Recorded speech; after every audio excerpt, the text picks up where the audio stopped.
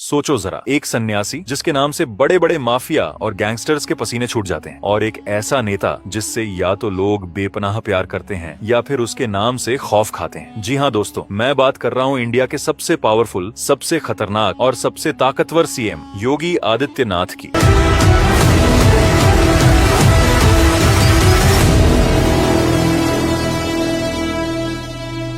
सोचो जरा, इंडिया में 28 स्टेट्स हैं, हर स्टेट का अपना चीफ मिनिस्टर है, लेकिन जब भी कोई पूछता है कि इंडिया का सबसे पावरफुल सीएम कौन है, तो एक ही नाम जुबान पर आता है, योगी। शुरुआत करते हैं गोरखपुर से, एक छोटा सा शहर उत्तर प्रदेश के एक कोने में, जहां 1972 में एक राजपूत घर में एक लड़का पैदा हुआ। नाम रखा गया अजय सिंह बिष्ट। ये वही लड़का है जो आगे जाकर योगी आदित्यनाथ बनेगा। बाप एक फॉरेस्ट रेंजर था, 7 भाई बहन थे घर में, एक आम सा घर, लेकिन इस घर में एक लड़का था। ये लड़का 3 साल की उम्र से 3 घंटे रोज पूजा करता था। सूरत हाल यह थी कि दोस्तों के साथ खेलने की जगह यह मंदिर में बैठता था, अपनी दुनिया में खो जाता था। हरिद्वार यूनिवर्सिटी से मैथ्स में ग्रेजुएशन करते करते इस लड़के की मुलाकात हुई महंत अवैधनाथ से। गोरखपुर का गोरखनाथ मंदिर, एक ऐसी जगह जहां लाखों लोग दुआ मांगने आते हैं, और इस मुलाकात ने अजय सिंह बिष्ट को हमेशा के लिए बदल दिया। 1994 में सिर्फ 22 साल की उम्र में अजय ने घर छोड़ दिया और निकल पड़ा एक ऐसी राह पर जो वापस आने की इजाजत नहीं देती। योगी बन गया, महंत बन गया, सन्यास ले लिया। इमेजिन करो कि कोई भी नॉर्मल 22 साल का लड़का क्या करता है, दोस्त बनाता है, करियर बनाता है, मोहब्बत करता है, लेकिन अजय बिष्ट ने सब छोड़ दिया, सिर्फ एक मकसद, धर्मा और शायद पावर के लिए। क्योंकि गोरखनाथ मंदिर कोई आम मंदिर नहीं है, ये एक ऐसी इंस्टीट्यूशन है जिसके पास जमीन है, पैसा है, लाखों फॉलोअर्स हैं, और योगी इस इंस्टीट्यूशन का एयर अपैरेंट बन गया था। 1998 योगी सिर्फ 26 साल के थे। गोरखपुर कॉन्स्टिट्यूएंसी से बीजेपी का टिकट मिला और वो जीत गए। सिर्फ 26 साल की उम्र में मेंबर ऑफ पार्लियामेंट बन गए। भारत की सबसे बड़ी पार्लियामेंट में एक नया चेहरा, सफ्रॉन कपड़े में, तीखा लहजा और आंखों में एक खौफ था। लोग कहते थे ये लड़का ज्यादा नहीं चलेगा, ये बस एक रिलीजियस फिगर है, सियासत में नहीं टिकेगा। 1999 और 2004 में लगातार योगी जीता, फिर 2009 आया। इस बार कांग्रेस की इंडिया में पूरी लहर थी, लेकिन योगी फिर भी जीत गए। फिर 2014 आया मोदी वेव, योगी फिर जीत गया। 2019 मोदी वेव दोबारा, योगी इस बार भी जीत गया। 5 बार लगातार। गोरखपुर ने एक बार भी नहीं सोचा कि किसी और को चुने। यह वफादारी नहीं थी, ये योगी के लिए अकीदत थी। लेकिन पार्लियामेंट में योगी सिर्फ बैठे नहीं थे, वो बोलते थे, और जब बोलते थे तो पूरा हाउस सुनता था, चाहे सुनना चाहता हो या नहीं। कंट्रोवर्शियल बातें, सीधी बातें, ऐसी बातें जो पॉलिटिशियंस बोलने से डरते हैं। हिंदू राष्ट्र, राम मंदिर, एंटी टेररिज्म, ये वही बोल रहे थे जो संघ परिवार के लोग दिल में सोचते थे, लेकिन पब्लिकली कहने से डरते थे। और इसी वजह से वो बीजेपी के अंदर भी कंट्रोवर्शियल भी थे और पॉपुलर भी। 2017 यहाँ से योगी की असली कहानी शुरू होती है। बीजेपी ने यूपी में एक ऐसी जीत हासिल की जो किसी ने सोची भी नहीं थी। 403 में से 312 सीट्स जीती। और अब सवाल था, सीएम कौन होगा? आम लोग सोच रहे थे मनोज सिन्हा का नाम या शायद केशव प्रसाद मौर्य का, लेकिन मोदी ने एक डिसीजन लिया जो पूरी बीजेपी को भी शॉक कर गया। योगी आदित्यनाथ, एक महंत, एक संत, एक ऐसा बंदा जिसके खिलाफ कई क्रिमिनल केसेस दर्ज थे, एक ऐसा चेहरा जिसको ऑपोजिशन हेट मॉन्गर कहती थी, वो बना उत्तर प्रदेश का चीफ मिनिस्टर। दुनिया ने सोचा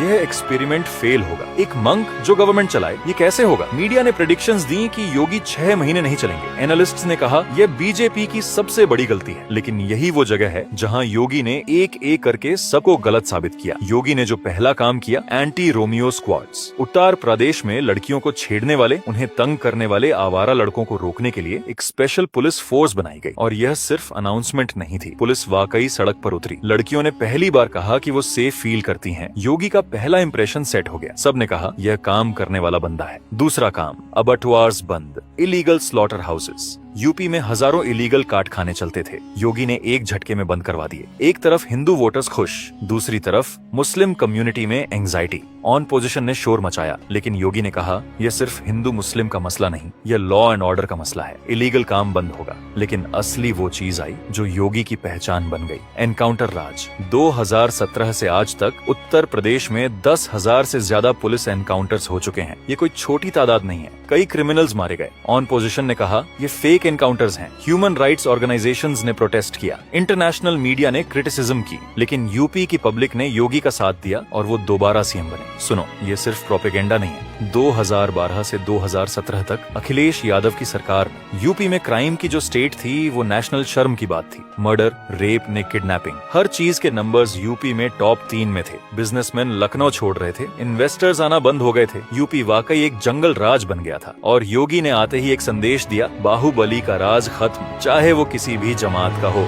और यहाँ एक चीज समझो, योगी ने सिर्फ एक कम्युनिटी को टारगेट नहीं किया, इन्होंने अपने ही पार्टी के लोगों के खिलाफ भी एक्शन लिया। बीजेपी के नेता, राजपूत लीडर्स, ब्राह्मण लीडर्स, अगर किसी ने भी गलत किया तो योगी ने नहीं छोड़ा। ये वो चीज है जो योगी को दूसरे पॉलिटिशियंस से अलग करती है, क्योंकि उन्हें किसी से कुछ नहीं मांगना, न वोट बैंक का डर, न कोalition का प्रेशर। वो एक मंक है और मंक को किसी चीज की जरूरत नहीं होती। अब बात करते हैं इंफ्रास्ट्रक्चर की, क्योंकि योगी सिर्फ एनकाउंटर और लॉ एंड ऑर्डर का सीएम नहीं है। एक्सप्रेसवेज हो, यूपी में पहले 2 एक्सप्रेसवे थे, आज 5 हैं। Purvanchal expressway, Bundelkhand expressway, Gorakhpur link expressway, Ganga expressway PM Modi ने खुद आके इनॉग्रेट किया। एयरपोर्ट्स की बात करो, उत्तर प्रदेश में पहले सिर्फ लखनऊ और वाराणसी में इंटरनेशनल एयरपोर्ट्स थे, आज कुशीनगर, अयोध्या नए एयरपोर्ट्स खुल रहे हैं। और यह सब यूपी में हो रहा है, लेकिन सब ठीक नहीं है योगी राज में। 2020 का हाथरस कांड, एक दलित लड़की के साथ गैंग रेप हुआ, पुलिस ने लाश जल्दी जल्दी रात को जला दी, फैमिली को मिलने नहीं दिया, मीडिया को ब्लॉक किया गया, राहुल गांधी आने की कोशिश की तो उन्हें रोका गया। पूरे देश में योगी सरकार की कड़ी आलोचना हुई। योगी ने इंक्वायरी का ऑर्डर दिया, लेकिन जो दाग लगा वो कुछ दिनों में धुलने वाला नहीं था।